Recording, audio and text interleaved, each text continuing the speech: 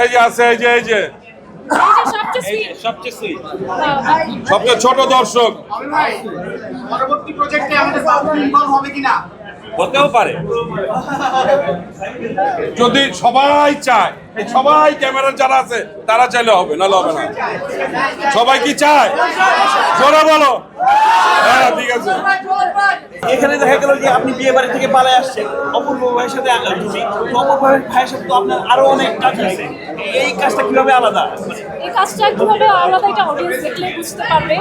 Definitely এটা আলাদা, আপনারা দেখে বুঝেছেন। তো সেই জায়গা থেকে আমার মনে হয়েছে যে এটা একটা খুবই কমার্শিয়াল অ্যাসপেক্টে একটা কাজ করা হয়েছে।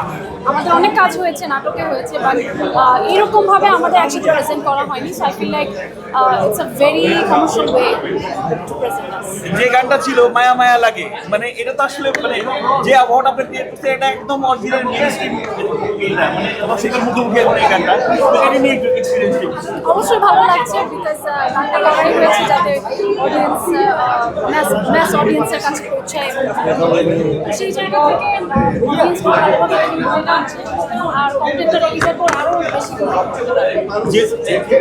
যেহেতু ঈদ চলে আসছে, ঈদের আপনার কি প্ল্যান? ঈদে আমার প্ল্যান সেরকম নেই, আমি ট্রাভেলের মধ্যে থাকবো, আমি লন্ডনে যাচ্ছি। এই যে আমি বললাম ঈদ করতে লন্ডন যাচ্ছি। হাউ সুইট, কেন এত সুইট? হাউ সুইট, অনেক সুইট বিকজ সবাই অনেক সুইট। আজকে আবার নিজেকে সুইটনেসটা কিভাবে ধরে রাখেন? এটা কেমন প্রশ্ন আমি জানি না, এটা উত্তর কি দেওয়া উচিত। আবার এই চিন্তায় কারণ গ্রামে না ঢাকায়, গ্রামেও না, ঢাকায়ও না, বিদেশে। মায়ের জন্য কিনা পাচ্ছি কিনা? জি অবশ্যই। আমার নিতেও ভালো লাগে, দিতে। ছোটবেলার ঈদ কেমন ছিল, এবার ঈদ কেমন?